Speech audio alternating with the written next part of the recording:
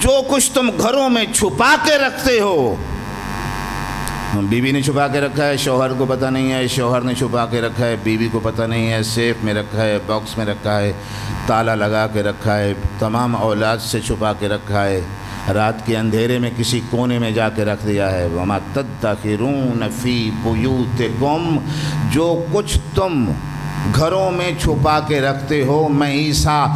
بتا سکتا ہوں، چونکہ میں اللہ کا خلیفہ ہوں۔ اب اللہ کے خلیفے کی طاقت میری سمجھ میں آ گئی کہ اللہ کا خلیفہ اتنا صاحب قدرت اور صاحب طاقت ہوتا ہے کہ اگر چاہے تو اندھے کو شفا دے سکتا ہے، آنکھیں دے سکتا ہے، مبروس کو شفا دے سکتا ہے، مردے کو زندگی دے سکتا ہے، گیلے میٹھی سے پرندے کی شکل بنا کے پھونک مار کے ہواؤں میں زندہ کر کے اڑا سکتا ہے، کھایا پیا بتا سکتا ہے، گھر میں چھپا کے رکھا بتا سکتا ہے۔ اور ایسا طاقتور اور صاحب قدرت خلیفۃ اللہ پھر کسی عسکری کے لال کے پیچھے نماز پڑھتا نظر آئے،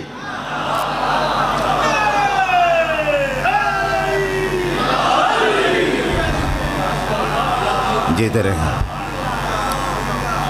مالک کریم آپ کو سلامت دے۔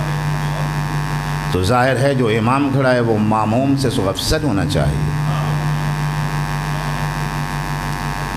شرعاً بھی یہ ٹھیک نہیں ہے کہ افضل کی موجودگی میں کسی ماموم، اور پھر میرے جیسے کو تو پتہ نہیں ہے، ہو سکتا ہے میں کسی ایسے امام کے پیچھے نماز پڑھ لوں جس میں کوئی خرابی ہو، کچھ نقائص ہوں، کچھ مسائل ہوں، اور میری نماز اس کے پیچھے اس لیے جائز ہو جائے گی کیونکہ میں جانتا نہیں ہوں، میں تو علم نہیں رکھتا ان کے اخلاق کے بارے میں، ان کے کردار کے بارے میں، ان کی سیرت کے بارے میں مجھے تو پتہ نہیں ہے، تو اس لیے میری نماز جائز ہے۔ لیکن اگر مجھے پتہ چل جائے کسی خامی کسی خرابی کا تو میری نماز تو اس کے پیچھے باطل ہو جائے گی۔ لیکن عیسیٰ تو وہ نبی ہیں جو عالم الغیب ہیں، اور قرآن کہہ رہا ہے عالم الغیب ہیں کہ کھایا پیا بتا سکتے ہیں، گھر میں چھپا کے رکھا بتا سکتے ہیں۔ تو عیسیٰ جیسا غیب کا علم رکھنے والا پیغمبر اگر عسکری کے لال کے پیچھے نماز پڑھ رہا ہے تو ساری حقیقت کو جان کے کہ یہ امام لائق امامت ہے اس لیے پیچھے نماز پڑھ رہا ہے۔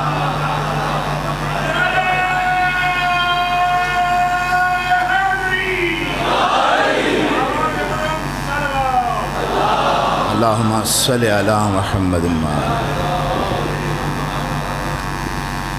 روایات کے لفظ ہیں یہ، صبح کا وقت ہوگا، فجر کی نماز کا، بیت المقدس کی سر مسجد اقصیٰ میں پہلی نماز جو پڑھائیں گے سرکار امام زمانہ محراب میں کھڑے ہوں گے، پیچھے جو صفیں لگی ہوں گی وہ اولیاء کی صفیں ہیں، وہ صالحین کی صفیں ہیں، وہ شرفاء کی صفیں ہیں، اور دو فرشتوں کے کندھوں پر ہاتھ رکھے ہوئے چوتھے آسمان سے عیسیٰ علیہ السلام نازل ہوں گے، اور زلفوں سے پانی کے قطرے گر رہے ہوں گے، اور مسجد میں داخل ہوں گے اور آگے بڑھیں گے صف میں کھڑا ہونے کے لیے، اور امام زمانہ علیہ السلام فرمائیں گے کہ آ نرجس کے لال تو امامت کرا، سر جھکا کے کہے گا کہ اے مریم کے بیٹے تو آگے آ، نماز پڑھا، سر جھکا کے کہے گا کہ میں اگر مریم کا بیٹا ہوا تو کیا ہوا، تو زہرا کا بیٹا ہے، تو جماعت کرائے گا، میں پیچھے کھڑے ہو کے نماز پڑھا۔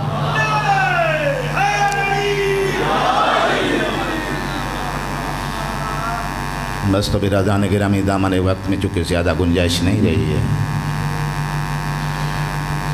ٹھیک 7 بجے ممبر ہر حال میں چھوڑنا ہے، اور عشرہ محرم ہے، ایام عزا ہیں،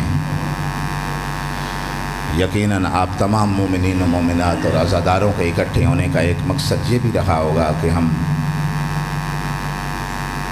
جناب سیدہ کونین کو اس مظلوم بیٹے کا پرسہ دے کے آئیں۔